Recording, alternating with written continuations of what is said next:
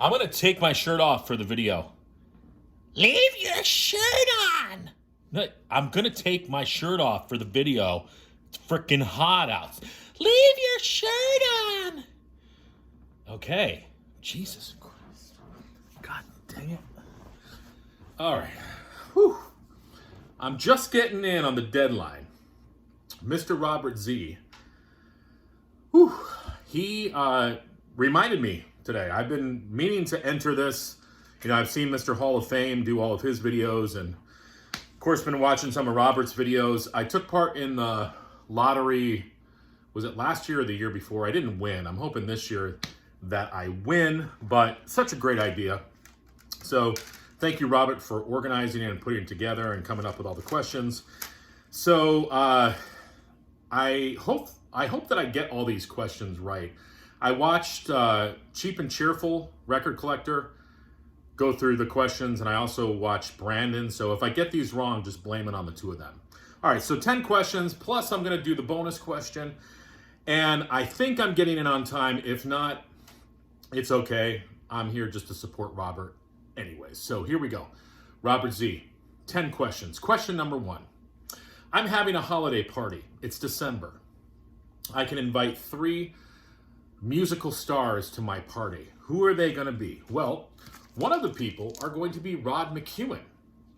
Anybody who watches my channel, you know I like Rod McEwen a lot. I think he'd be one of the most interesting people to talk to at the party. I mean, he was a composer. He was a singer. He was a performer. He was an author. He wrote music that Frank Sinatra covered. A bunch of people covered. He put together classical pieces and, Broadway type musicals. So, yeah, I would love to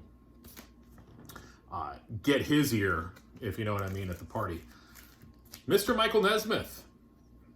Man, one of my musical heroes.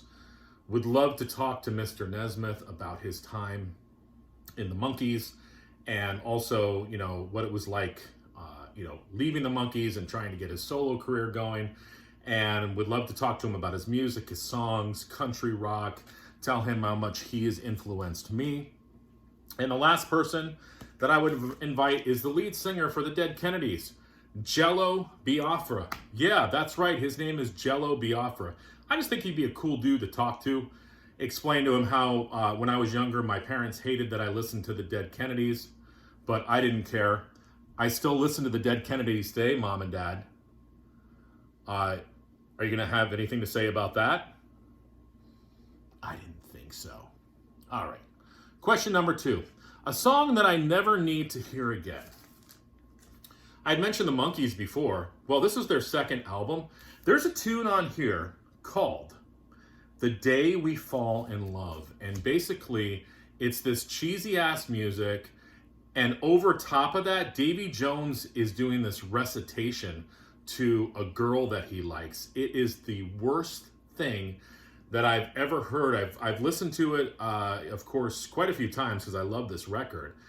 I never need to hear that song again. And maybe I'd talk to Michael Nesmith about why in the hell they put that song on this album. I mean, it just ruins it. You've got Steppin' Stone on here. You've got When Love Comes Knocking at Your Door, She, Mary Mary, I'm a Believer, Sometime in the Morning, which is one of my favorite Monkees tunes. And then you've got The Day We Fall in Love. Brutal. All right, question 3. An album that I'd like to hear again for the first time. Well, I've told this story before, but my first 2 metal records were Metallica's Ride the Lightning and this album, Black Sabbath Sabotage. This has actually become my favorite Black Sabbath album. I would like to go back to teenage Chris, back when I was in my bedroom on that summer day, when I first put the needle, the stylus, down on this piece of work, Black Sabbath Sabotage. Man, I'd love to hear this again. I mean, now when I listen to it, I'm blown away still, but I'd like to go back to that first day. Still wondering about those pants, though. All right, question number 4. The Mount Rushmore of rock. I guess the idea is I'm going to have like a miniature Mount Rushmore in my music room, if I'm getting this question right. Who would be on my Mount Rushmore? Well, I'm going to go with like the ultimate band. So on bass, I'd have Steve Harris on my Mount Rushmore. Drums, I'd have Neil Peart. Singer, I'd have Ian Gillan on Mount Rushmore. And guitar, Greg Ginn from Black Flag. That would be quite the Mount Rushmore. Question number 5. Theme song for my channel. Do I have a theme song? I don't. But I could write one. Chris, let me get into the right key here. Chris Brophy, musically obsessed. Chris Brophy, musically obsessed with vinyl CDs and cassettes. Chris Brophy, musically obsessed. Oh yeah, let's do that again. Chris Brophy, musically obsessed. Chris Brophy, musically obsessed with vinyl CDs and cassettes. Chris Brophy, musically obsessed. Oh yeah. Thank you. Copyright 2023. I keep wanting my son he's better with computers. I'd love to record that and then get it in the beginning of one of my videos. I'm just not smart enough to do that. All right, question number 6.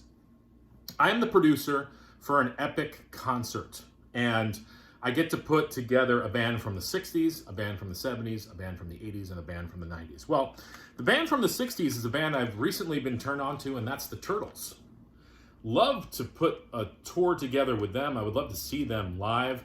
These are the 2 albums I've been listening to lately, 2 of their later albums, Wooden Head and Turtle Soup. Turtles, great stuff. If you like 60s pop, definitely check them out. From the 70s, I'd go with John Denver. And this is his album, Rhymes and Reasons. I love John Denver. My band plays a couple of his songs. I mean, phenomenal guitar player, phenomenal singer, phenomenal songwriter. From the 80s, let's go with Anthrax. I actually saw Anthrax live, but I'd like to see them again. And maybe they could play this album, Among the Living, in full. That would be awesome. But pull a Metallica and start with the last track, Imitation of Life, all the way down to Among the Living. That would be pretty cool. I think Metallica did that with the Black Album. They started from the end and went forward. And lastly, from the 90s, one of my favorite bands, Smashing Pumpkins. And this is their album, Adore. This is a cool record. All right, next, question number 7.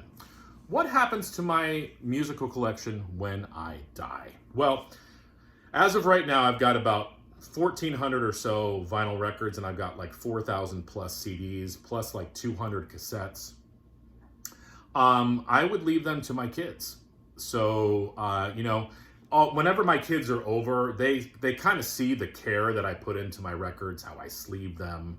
And I've got the outer sleeve, the inner sleeve, how, you never touch the record. And I've shown them how to put it on the turntable and, drop the needle. And then, how to enjoy music and take care of it and just cherish it. So I'm hoping that, and I know it is already sort to kind of sink into their psyche already, but yeah, I would leave it to them. I've already told them that, you can't just sell the records as a whole, because I've got quite a few records that are worth quite a bit. So maybe I would make a list and show them the albums that are worth quite a bit and sell those separately.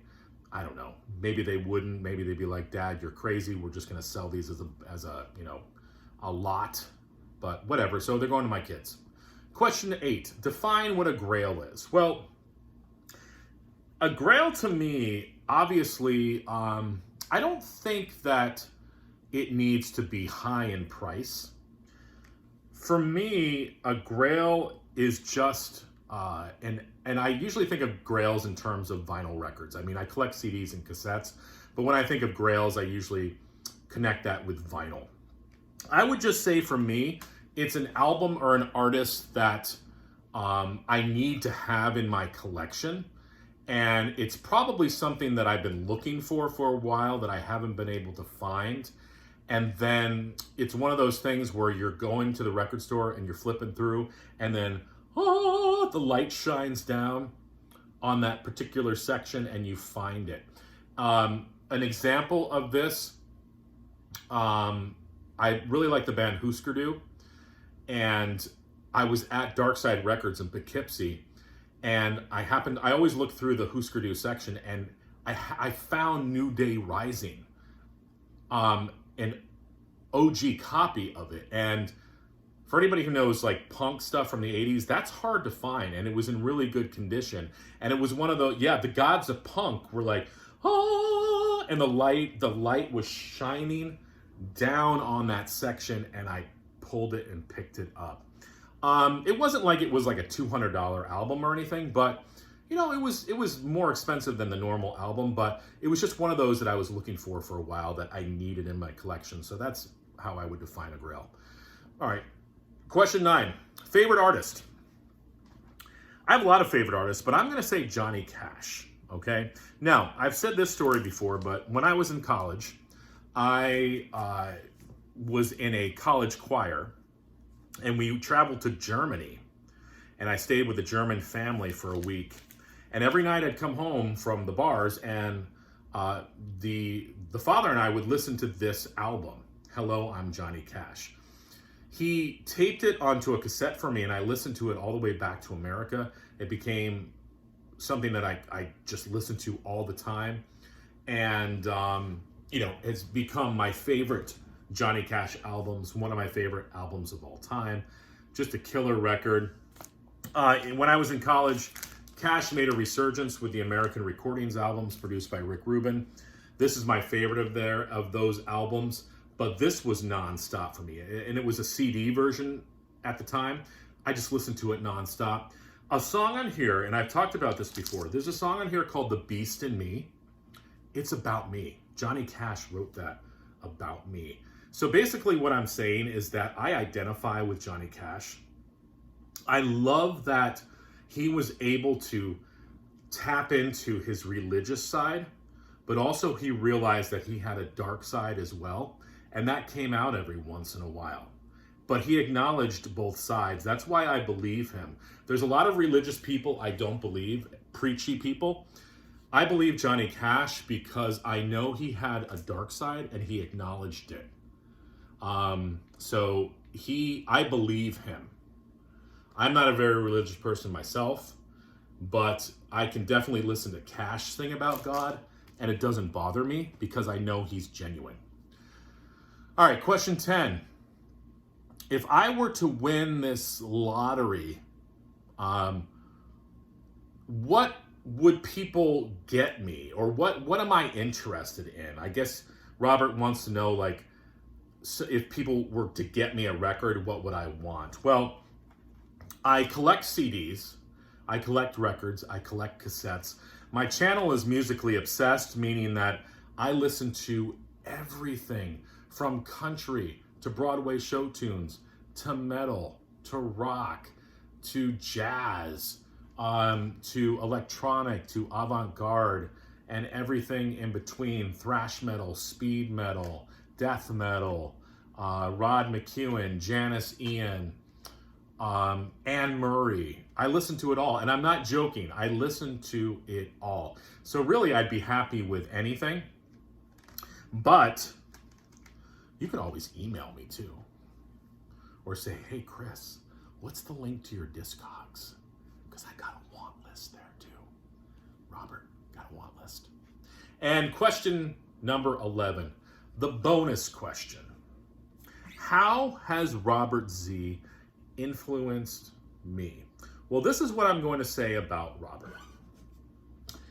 I love Robert's sense of humor. And I also like that Robert pokes fun at himself, and he also pokes fun at all of you and me, the record collector. Sometimes we're too serious about things. It's like, oh, this is a 19 OG 70s pressing of Sabotage, and I made sure that the inner sleeve was made out of angel's wings, and the record is, blah, blah, blah, and we go on and we take things so serious. we're supposed to be having fun, guys. You know, record collecting is fun. Yeah, should we take pride in what we have? Yeah. Should we take care of our records? Yeah. Should we be proud that it's an OG pressing? Yeah. But we don't need to be snobbish about it. And I think what Robert does is he brings us down. Brings it down a level. It's like, all right, dude, you're up here. Bring it down. And I like that he brings that sort of humor and just sort of like a normalcy to this thing that we call music collecting. So, Robert, hopefully I answered these questions correctly. If I didn't, let me know, and I can always post another video. Thank you again for hosting this. And if you are not subscribed to Robert, I'll leave a link below. Everybody, enjoy the rest of your week.